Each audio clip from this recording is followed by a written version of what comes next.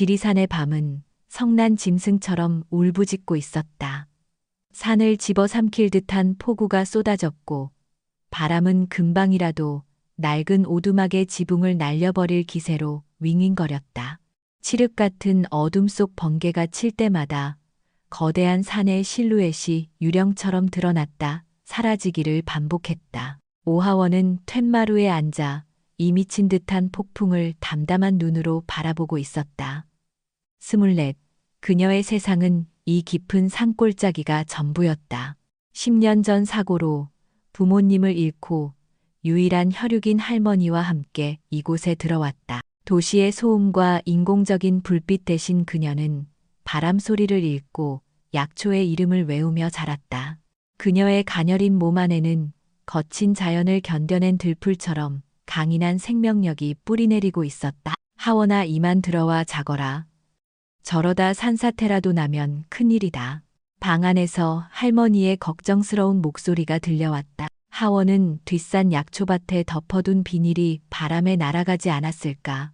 걱정이 되었지만 이 폭풍 속에서는 인간이 할 수 있는 일이 아무것도 없었다. 바로 그때였다. 후르르릉. 천지를 뒤흔드는 거대한 굉음과 함께 산 전체가 비명을 지르듯 울렸다. 단순한 천둥 소리가 아니었다. 무언가 거대한 것이 부서지고 무너져 내리는 소리였다. 소리가 들려온 곳은 귀신바위라고 불리는 마을에서 가장 험한 절벽 쪽이었다. 할머니, 저 잠깐만 밖에 다녀올게요. 얘야, 안 된다. 이 험한 밤에 어딜 가려고. 할머니의 만류를 뒤로 한 채 하원은 우비를 걸치고 손전등을 챙겨 들었다. 그녀의 직감이 누군가 위험에 처해 있다고 소리치고 있었다. 빗줄기는 그녀의 뺨을 사정없이 후려쳤고 진흙탕이 된 산길은 한 걸음 떼기조차 힘들었다. 10분쯤 걸었을까. 번개가 다시 한번 밤하늘을 가르는 순간 그녀는 숨을 멈췄다. 귀신바위 절벽 끝 근방이라도 무너져 내릴 듯한 흙더미 위에 검은색 고급 승용차 한 대가 위태롭게 걸쳐 있었다. 폭우로 지반이 약해지면서 좁은 산길을 달리던 차가 미끄러진 모양이었다. 그리고 차에서 튕겨 나온 듯한 한 남자가 몇 미터 아래 진흙바닥에 쓰러져 있었다. 하원은 심장이 쿵하고 내려앉는 것을 느끼며 미끄러운 비탈길을 조심스럽게 내려갔다.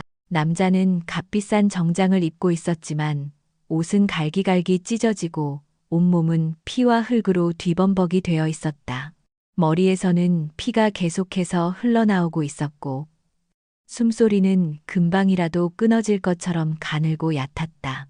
정신 좀 차려보세요. 여보세요. 하원이 그의 어깨를 흔들며 소리쳤지만 그는 미동도 없었다. 이마에 손을 대보니 불덩이처럼 뜨거웠다. 이대로 두면 과다출혈과 저체온증으로 얼마 버티지 못할 것이다. 마을로 내려가는 유일한 길은 이미 불어난 계곡물에 끊긴 지 오래였다. 구조대를 부르는 것은 불가능했다. 결정은 그녀의 몫이었다. 모른 척 돌아설 것인가 아니면 이 낯선 남자의 생사를 책임질 것인가. 하원은 잠시의 망설임도 없이 자신의 마른 어깨에 남자의 팔을 둘러매었다. 성인 남자의 무게는 상상 이상으로 무거웠다. 그녀는 이를 악물고 한 걸음 한 걸음 자신의 오두막을 향해 발을 옮겼다. 낡은 오두막은 폭풍우 속에서 작은 등대처럼 그들을 맞아주었다. 하원은 할머니의 도움을 받아 남자를 아랫목에 조심스럽게 눕혔다. 세상에, 이게 무슨 일이냐. 할머니는 창백하게 질린 얼굴로 기도했다. 하원은 침착하게 움직였다. 그녀는 먼저 찢어진 옷을 가위로 잘라내고 더러운 상처를 깨끗한 물로 닦아냈다. 머리의 상처는 생각보다 깊었다. 당장 병원으로 가야 했지만 그럴 수 없는 현실이 야속했다. 그녀는 할아버지에게서 물려받은 낡은 약초 서랍장으로 향했다. 지혈의 특효인 사내박과 상처의 염증을 막아주는 어성초를 꺼내 절구에 넣고 곱게 빻았다. 그리고는 깨끗한 천에 발라 남자의 상처에 조심스럽게 덮어주었다. 남자는 밤새도록 펄펄 끓는 열과 사투를 벌였다. 그는 계속해서 헛소리를 했다. 알아들을 수 없는 단어들의 나열이었다. 계약서, 배신자, 영환, 삼촌. 그의 고통스러운 잠꼬대를 들으며 하원은 그가 살아온 세상이 자신이 아는 세상과는 전혀 다른 험하고 위험한 곳일 것이라고 짐작할 뿐이었다. 하원은 밤을 새워 남자의 곁을 지켰다. 젖은 수건으로 그의 이마를 닦아주고 해열 효과가 있는 약초를 다려 조금씩 입에 흘려 넣어 주었다. 그녀는 이름도 나이도 모르는 이 낯선 남자의 생명의 끈을 필사적으로 붙잡고 있었다. 그렇게 며칠이 흘렀다. 폭풍은 거짓말처럼 멎었다. 며칠 만에 처음으로 햇살이 창호지를 뚫고 방 안으로 쏟아져 들어왔다. 그리고 그 햇살과 함께 남자 역시 긴 잠에서 깨어났다. 남자의 열은 완전히 내린 후였다. 그는 천천히 눈을 떴다. 그의 눈동자는 깊고 검었지만 그 안에는 짙은 안개가 낀 것처럼 초점이 없었다. 그는 낯선 나무 천장을 한참 동안 바라보다 힘겹게 고개를 돌렸다. 그의 시선이 밤새 그의 곁을 지키다 쪼그려 잠이 든 하원에게 닿았다. 햇살을 받아 그녀의 까만 속눈썹이 보석처럼 반짝였다. 남자는 마른 입술을 움직여 아주 작은 목소리로 속삭였다. 여기가 어디죠? 그리고 그의 눈은 다시 하원을 향했다. 당신은 누구세요? 그의 눈에는 어떤 기억도 담겨 있지 않았다. 폭풍 속에서 목숨을 건진 남자는 자신의 과거를 모두 잃어버린 채 낯선 시골 소녀의 오두막에서 다시 태어나고 있었다. 남자는 자신의 과거를 기억하지 못했다. 의식을 차린 후에도 그의 머릿속은 짙은 안개에 갇힌 것처럼 공백 상태였다. As pay for. 하원은 그에게 민수라는 임시 이름을 지어주었다. 맑은 물처럼 다시 깨끗하게 시작하라는 의미였다. 폭풍이 거친 지리산은 평화 그 자체였다. 두 사람은 조용하고 규칙적인 일상을 함께했다. 민수는 놀라운 속도로 건강을 회복했다. 하원이 정성껏 다려주는 약초와 건강한 산골 밥상 덕분이었다. 그는 기억을 잃었지만 몸에 밴 습관들은 남아 있었다. 그는 매일 아침 일찍 일어나 오두막 주변을 달리며 체력을 단련했고 밥을 먹을 때의 자세는 흠잡을 데 없이 반듯했다. 그는 밭일에는 서툴렀지만 배우는 속도가 비상하게 빨랐다. 하원이 한번 가르쳐 준 것은 절대 잊지 않았고 오히려 더 효율적인 방법을 찾아내기도 했다. 두 사람 사이에는 많은 대화가 오가지 않았지만 침묵은 더 이상 어색하지 않았다. 함께 땀 흘려 일하고 마루에 나란히 앉아 먼 산을 바라보며 마시는 시원한 물 한 잔. 그 소박한 일상 속에서 그들은 말없이 서로에게 스며들고 있었다. 하원은 자신도 모르는 사이에 민수에게 마음을 열고 있었다. 그의 과묵함 뒤에 숨겨진 따뜻함, 서툰 손길로 할머니의 무거운 짐을 들어주는 다정함. 그리고 가끔씩 번뜩이는 날카로운 지성. 그녀는 그가 누구였는지 궁금했지만 한편으로는 영원히 이 평화로운 시간이 계속되기를 바랐다. 민수 역시 마찬가지였다. 그는 기억나지 않는 과거의 공허함을 하원의 순수하고 강인한 모습으로 채워나가고 있었다. 그녀와 함께 있을 때면 그는 지독한 악몽에서 깨어나 따뜻한 햇살 아래 서 있는 듯한 기분이 들었다. 변화는 갑작스럽게 찾아왔다. 그들이 함께 지낸 지 2주가 지났을 무렵이었다.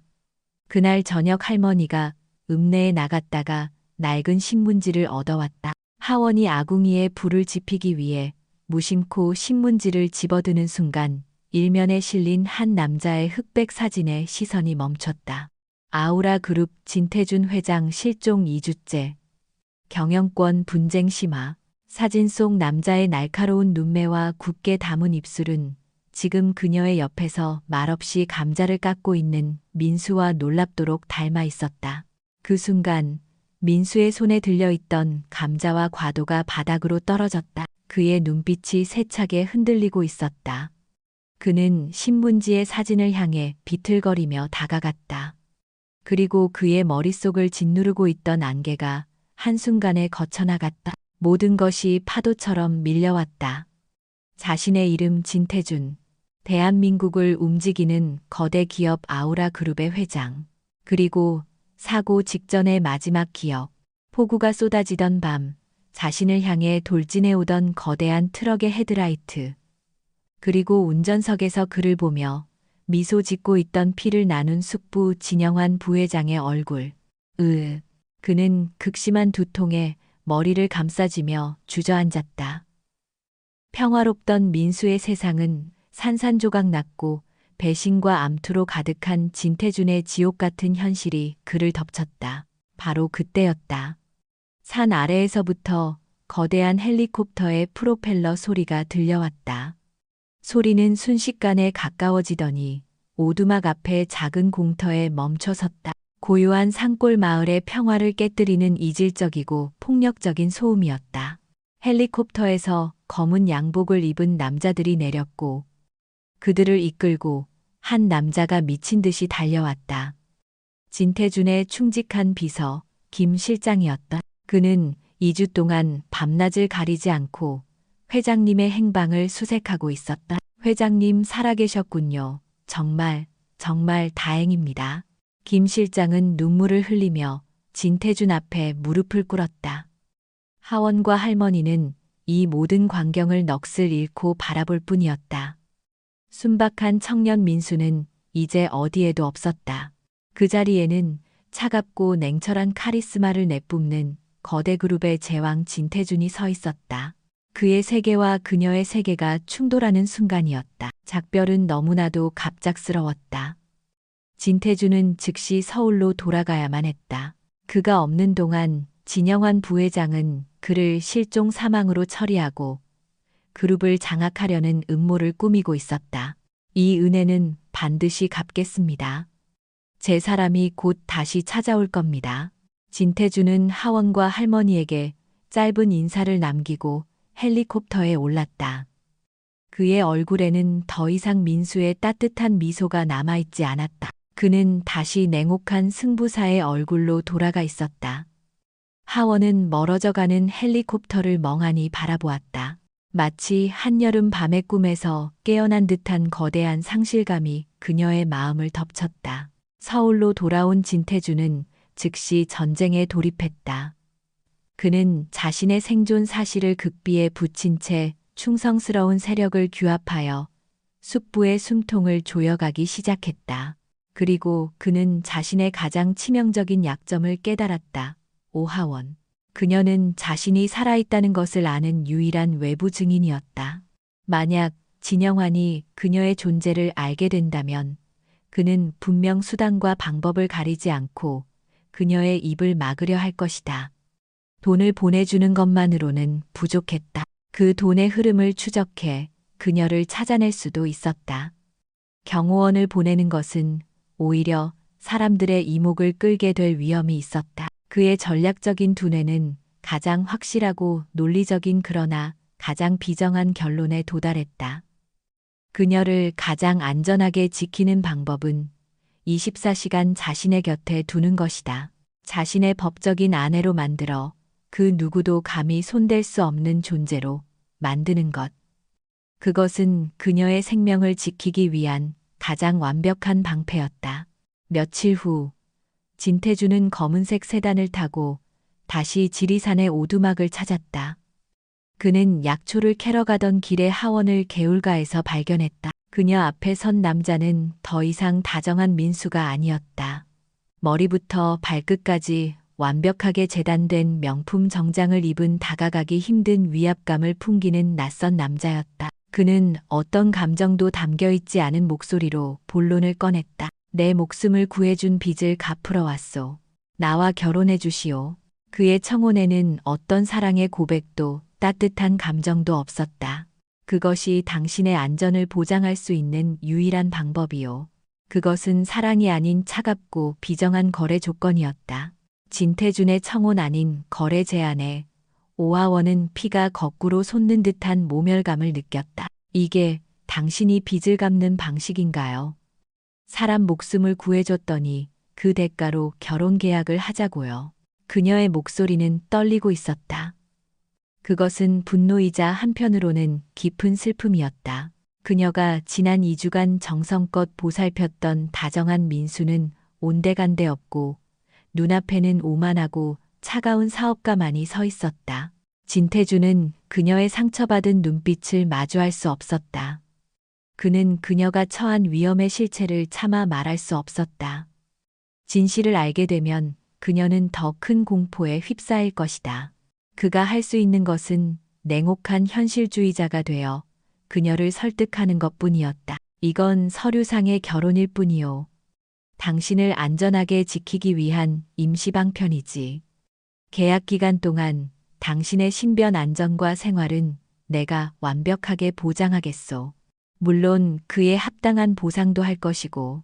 그의 말은 그녀의 가슴에 더 큰 상처를 남겼다. 그때 오두막에서 나온 할머니가 두 사람의 대화를 듣고는 조용히 입을 열었다. 하원아, 저 양반을 따라가거라. 할머니, 폭풍이 칠 때는 가장 안전한 곳이 바로 폭풍의 눈 아니란다. 저 양반 눈을 보아라. 거짓을 말하는 눈이 아니야. 내게 말 못할 사정이 있는 게 분명하다. 할머니의 지혜로운 눈은 진태준의 냉정함 뒤에 숨겨진 절박함을 꿰뚫어 보고 있었다. 결국 하원은 이해할 수 없는 운명에 이끌리듯 고개를 끄덕였다. 서울로 향하는 길, 하원이 살던 고요한 산골의 세상은 아득하게 멀어지고 그녀는 화려하지만 낯선 철창 속으로 다시 들어서고 있었다.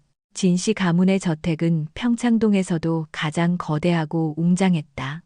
차가운 대리석과 거대한 기둥으로 이루어진 그곳은 사람이 사는 집이라기보다는 감정이 거세된 거대한 박물관 같았다.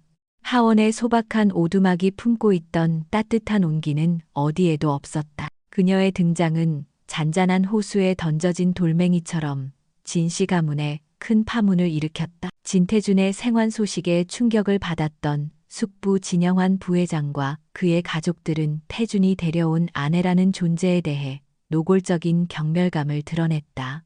어머 태준아, 얘가 네가 말한 그 시골 처년이 어디 고아원에서 데려온 애처럼 행색이 왜 이래? 숙모는 머리부터 발끝까지 하원을 훑어보며 비웃었다.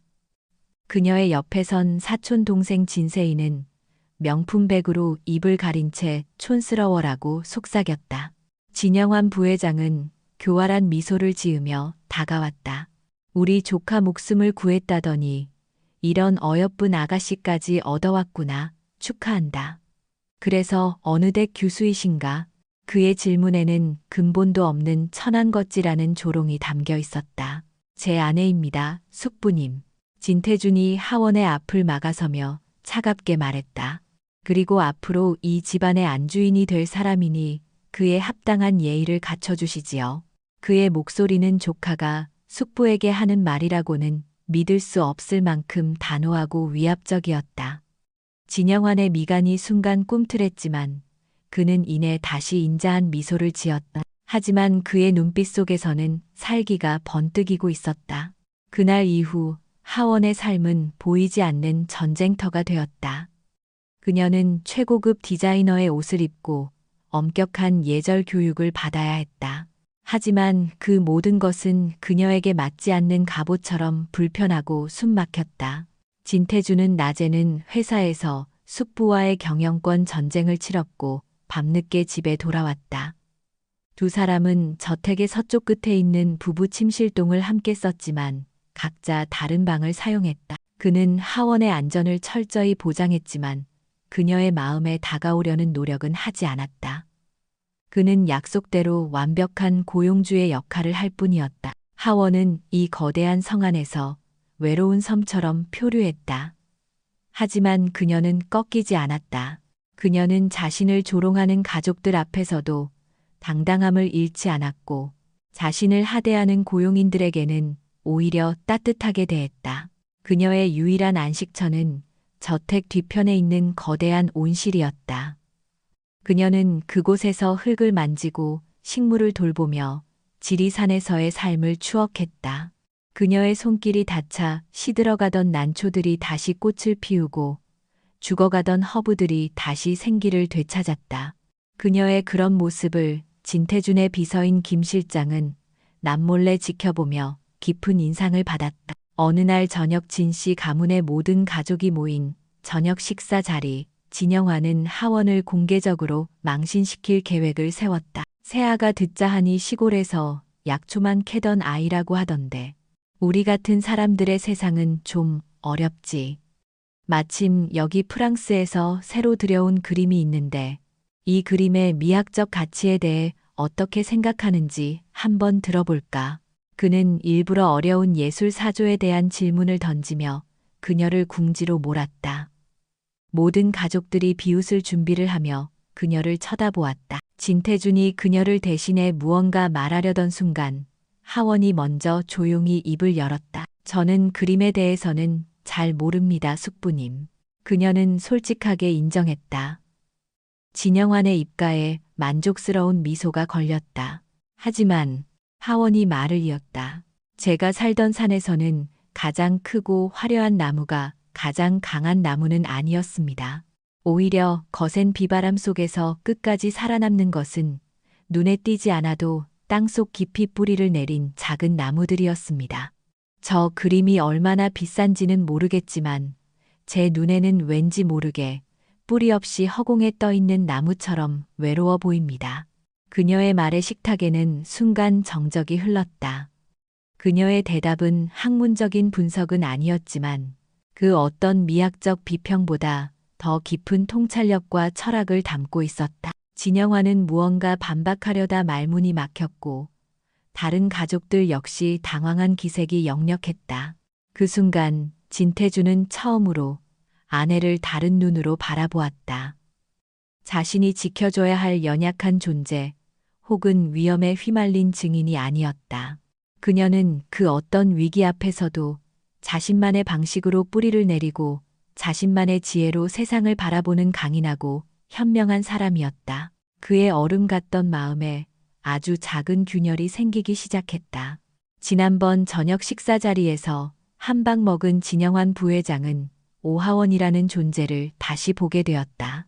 그저 운 좋게 태준의 목숨을 구해 팔자를 고친 멍청한 시골 계집애가 아니었다. 예측할 수 없는 변수. 그는 조카의 아내를 자신의 가장 큰 약점으로 만들거나 혹은 제거해야겠다고 결심했다. 그의 공격은 교활하고 은밀하게 시작되었다. 그는 아내와 딸을 시켜 사교계의 하원에 대한 악의적인 소문을 퍼뜨렸다. 근본도 없는 집안에서 자라 돈만 밝히는 꽃뱀이라거나 태준을 홀려 집안을 망하게 할 요물이라는 식의 이야기였다. 하지만 하원은 애초에 그들이 속한 세상에 관심이 없었다. 그녀는 화려한 파티에 참석하는 대신 저택의 온실을 가꾸는 일에만 몰두했다. 진영화는 사람을 시켜 하원의 뒷조사를 했다.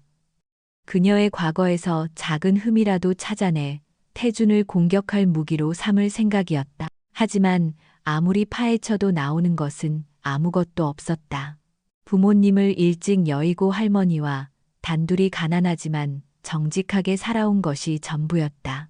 깨끗하다 못해 성스러워 보이기까지 하는 그녀의 과거의 진영화는 오히려 화가 치밀었다. 한편 진태준의 반격 역시 조용하게 시작되고 있었다.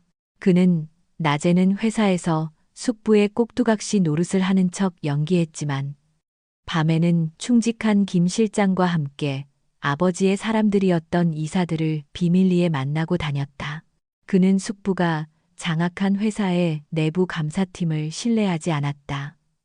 대신 외부의 최고 실력을 가진 회계법인을 고용해 아우라 그룹의 모든 자회사에 대한 재무 분석에 들어갔다. 그것은 장기판의 고수처럼 조용히 돌을 놓으며 상대의 숨통을 조여가는 치밀한 전쟁이었다. 문제는 좀처럼 진영환의 결정적인 꼬리가 잡히지 않는다는 것이었다. 그는 수십 년간 비리를 저질러온 베테랑이었다. 모든 장부는 완벽하게 조작되어 있었고 법적으로는 아무런 문제가 없어 보였다. 태주는 점점 더 초조해졌다. 그날 밤도 태주는 서재가 딸린 거실에서 끝이 보이지 않는 재무 보고서와 씨름하고 있었다. 특히 숙부가 직접 관리하는 자회사 아우라 건설의 장부는 미로처럼 복잡했다. 수백억 원을 투자한 대규모 개발 프로젝트는 몇 년째 수익은커녕 손실만 기록하고 있었다. 하지만 모든 비용 처리는 합법적인 절차를 따르고 있어 누구도 이의를 제기할 수 없었다. 태주는 이 안에 숙부의 비자금이 숨겨져 있음을 직감했지만 증거를 찾을 수가 없었다. 바로 그때 하원이 따뜻한 국화차를 들고 그에게 다가왔다. 그녀는 남편의 지친 얼굴을 보고 무언가 위로를 해주고 싶었다. 너무 무리하지 마세요. 괜찮소. 태준의 퉁명스러운 대답에도 그녀는 돌아가지 않고 그의 옆에 조용히 섰다. 그녀의 시선이 복잡한 숫자로 가득한 모니터 화면에 닿았다. 그녀는 재무제표를 읽을 줄 몰랐다. 하지만 그녀는 자연의 순리를 읽을 줄 알았다. 이상하네요.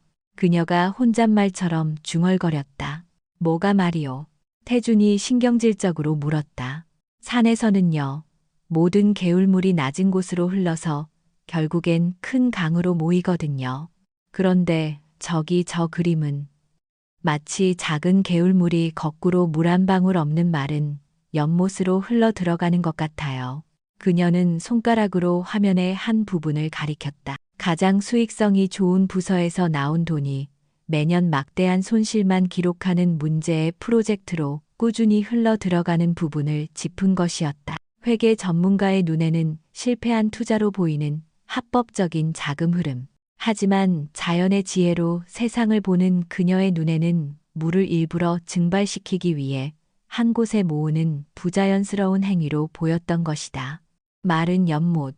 하원의 그 한마디가 태준의 머릿속을 번개처럼 내리쳤다. 그는 지금까지 숫자의 함정에 빠져 있었다. 모든 것을 회계와 경영의 논리로만 보려 했다. 하지만 그녀의 말은 이 문제의 본질을 꿰뚫고 있었다. 그 프로젝트는 실패한 투자가 아니었다. 처음부터 실패하기 위해 만들어진 거대한 저수지, 즉 비자금 세탁을 위한 완벽한 장치였던 것이다. 태주는 경이로운 눈으로 아내를 바라보았다. 자신이 고용한 최고의 전문가들도 찾아내지 못한 단서를 이 순수한 시골 여인의 직관이 단번에 찾아낸 것이다.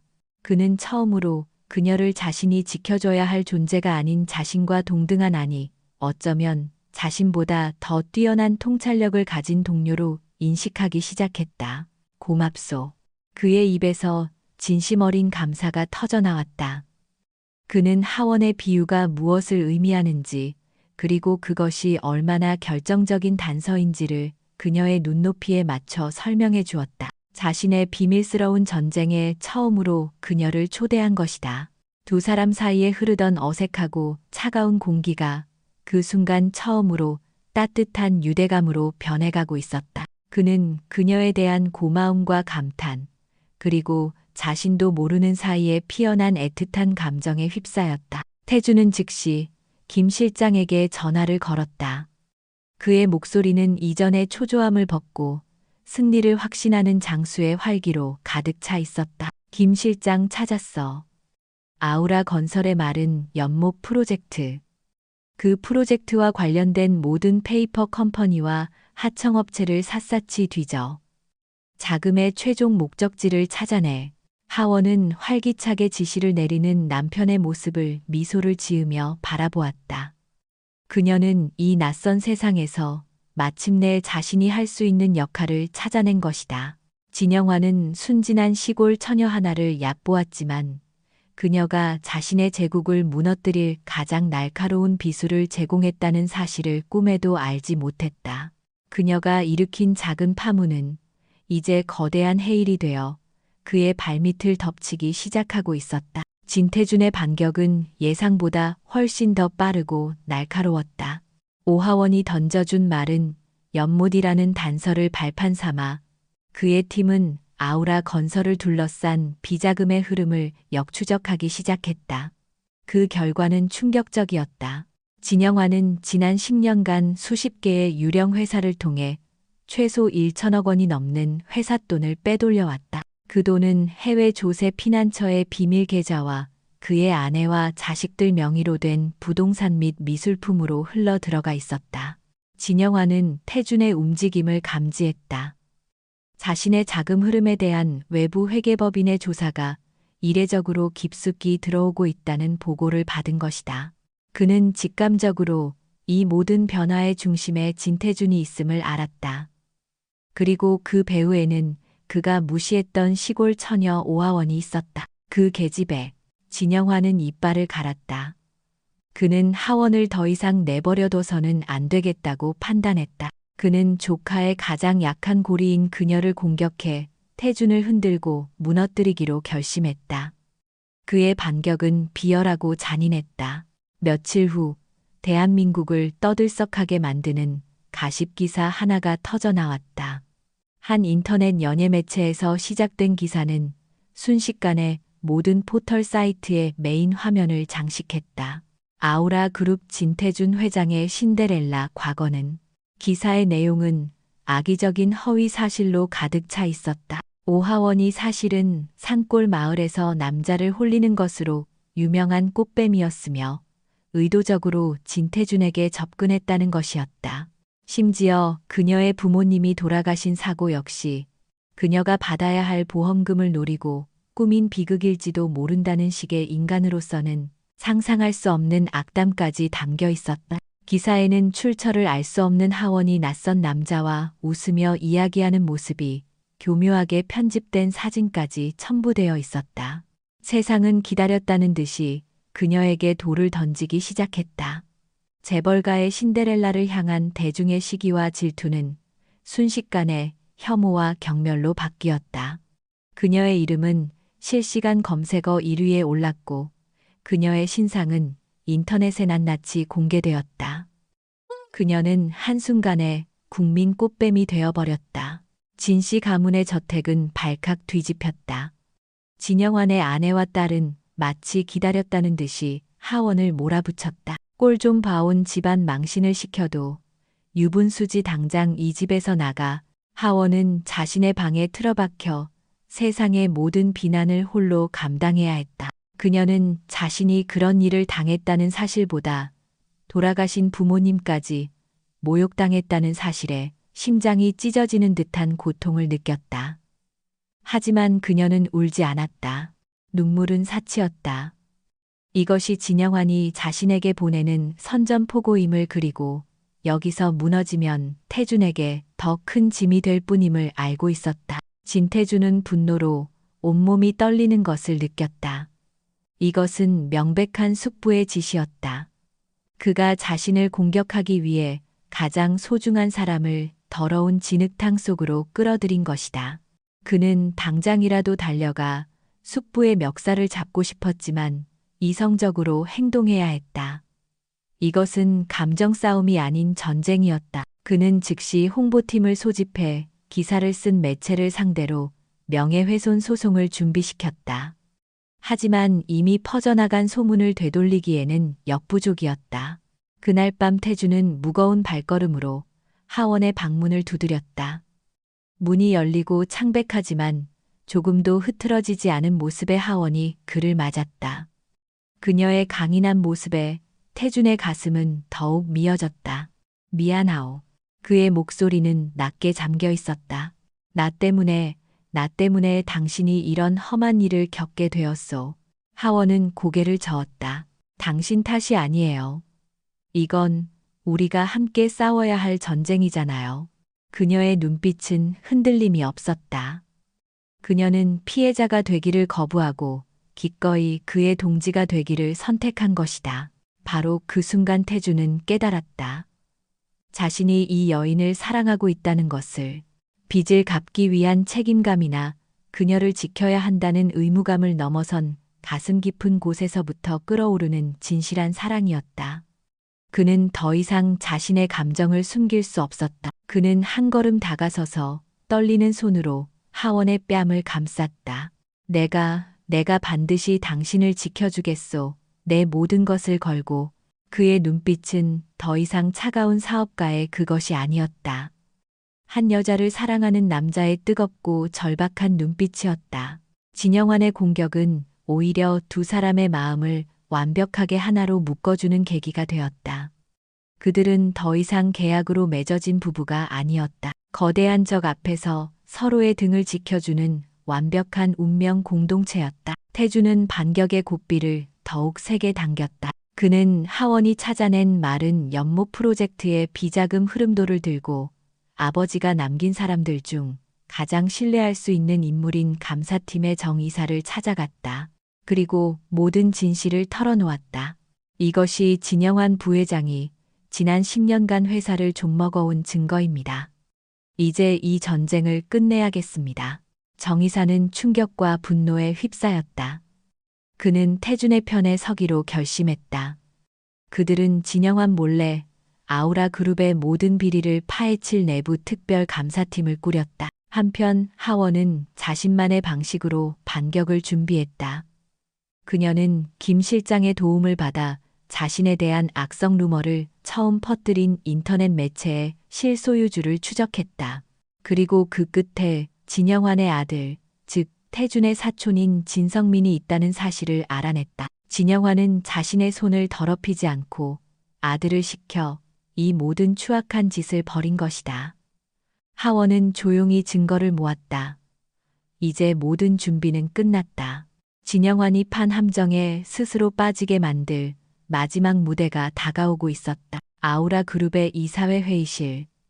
평소라면 대한민국의 경제를 움직이는 중요한 결정들이 내려졌을 이 공간에 지금은 피냄새 나는 권력 투쟁의 마지막 막이 오르고 있었다. 진영환 부회장은 자신의 승리를 확신했다.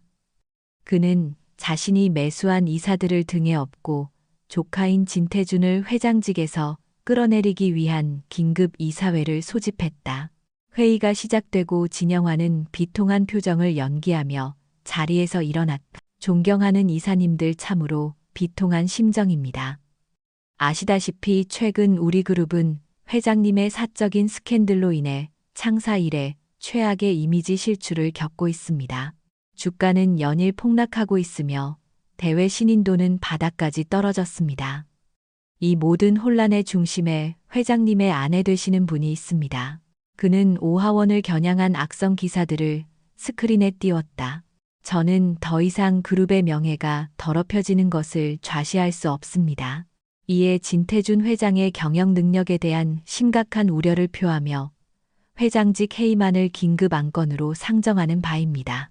진영환의 선언에 그가 매수해둔 이사들이 약속이라도 한 듯 동조의 뜻을 표했다. 진태준의 편에 서 있던 소수의 이사들은 침통한 얼굴로 아무 말도 하지 못했다.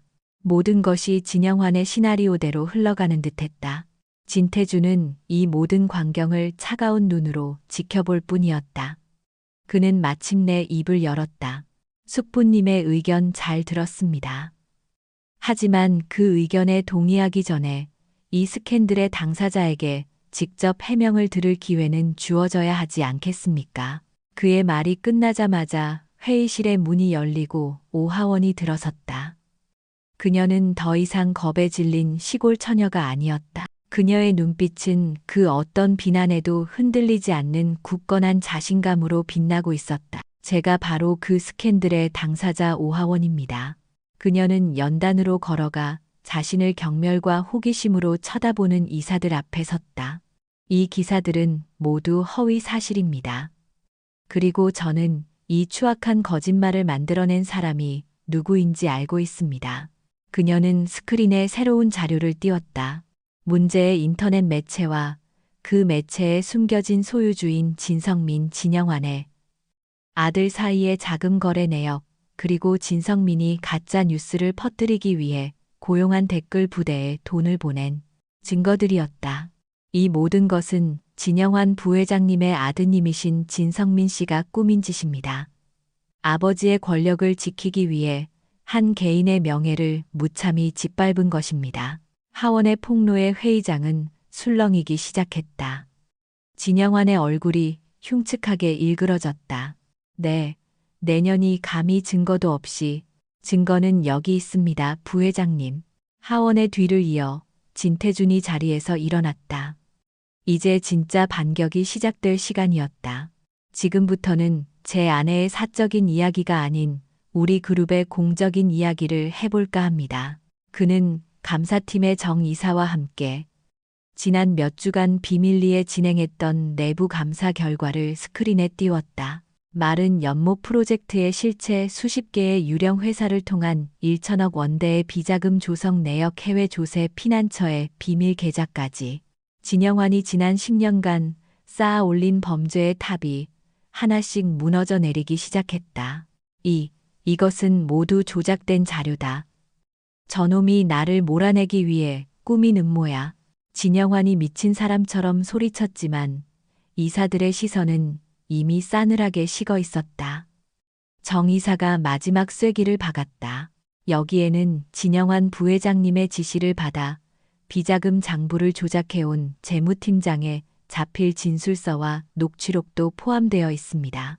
모든 것이 끝났다고 생각한 순간 진태준은 마지막 카드를 꺼내 들었다. 숙부님, 당신이 저지른 죄는 여기서 끝이 아닙니다.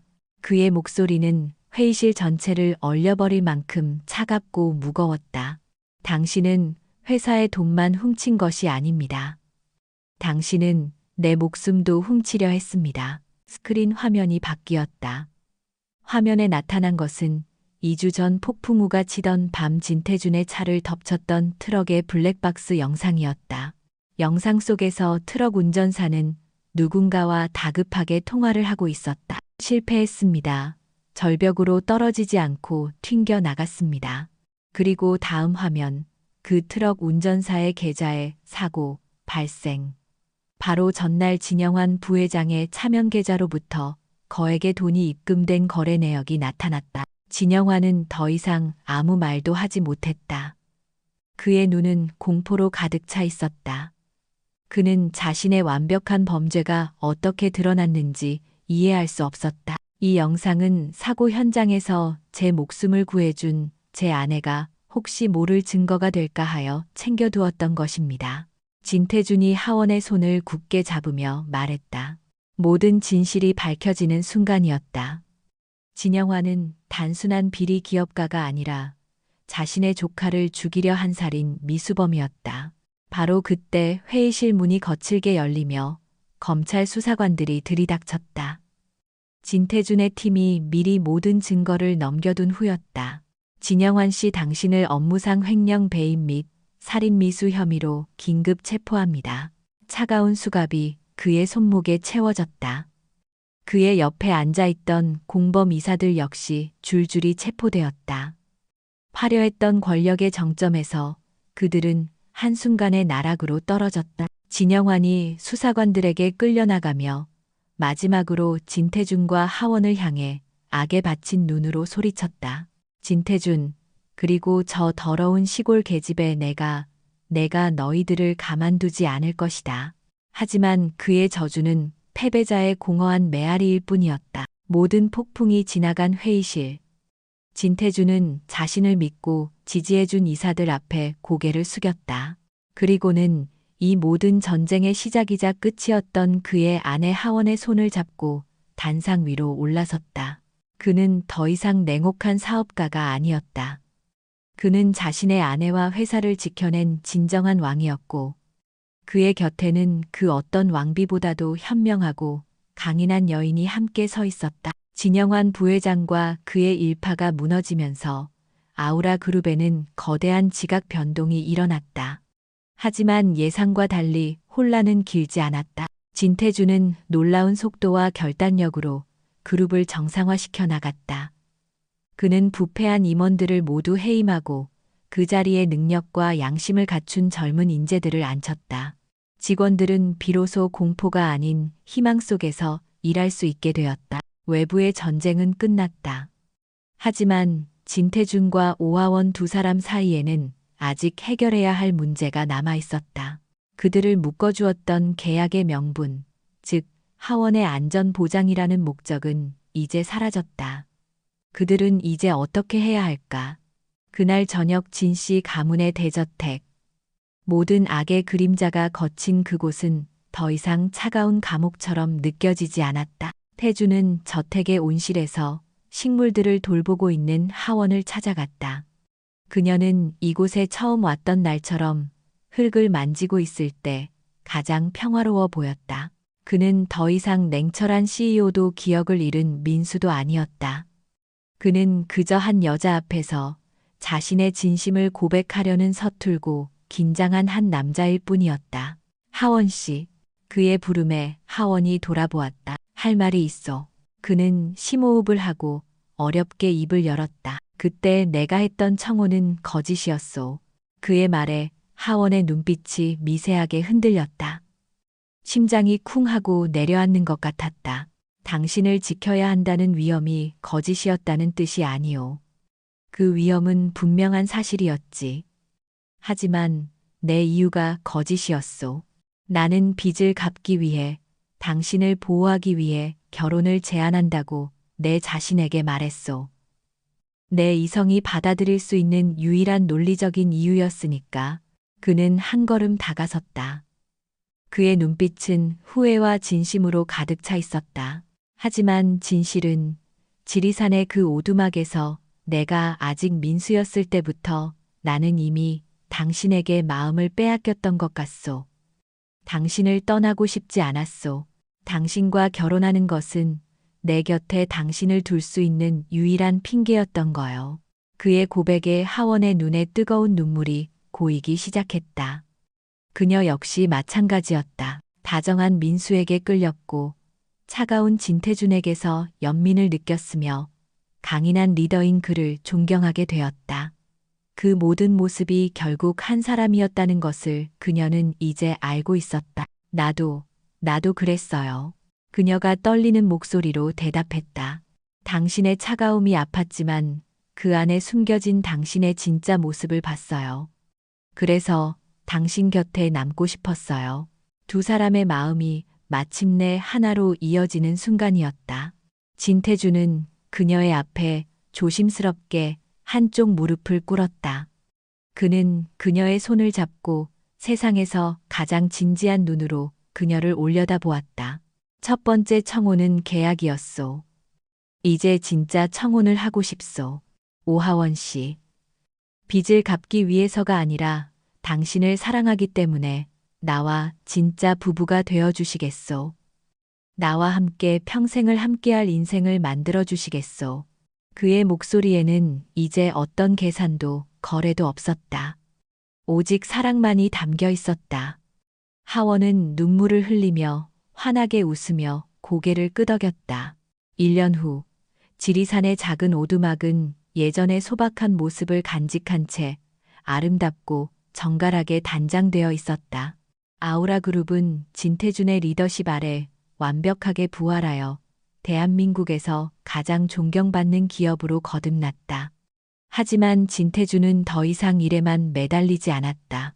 그는 일과 삶의 균형을 찾았고 그의 삶의 중심에는 언제나 하원이 있었다. 따스한 봄날의 아침, 하원은 앞마당의 약초밭에서 할머니와 함께 봄나무를 캐고 있었다. 그녀의 얼굴에는 깊은 평온함과 행복이 서려 있었다. 그때 집안에서 진태준이 나왔다. 그는 더 이상 딱딱한 정장 차림이 아니었다. 하원이 처음 만났던 민수처럼 편안한 옷차림에 부드러운 미소를 짓고 있었다. 그는 직접 끓인 따뜻한 차를 들고 와 그녀의 옆에 앉았다. 두 사람은 말없이 서로의 어깨에 기댄 채 눈앞에 펼쳐진 지리산의 장엄하고 아름다운 풍경을 바라보았다. 모든 폭풍은 지나갔다. 치열했던 전쟁의 상처는 아물었고 그 자리에는 평화로운 새벽이 찾아왔다. 폭풍 속에서 시작되어 전쟁 속에서 단련된 그들의 사랑은 마침내 고요한 산의 품 안에서 가장 아름다운 꽃을 피우고 있었다.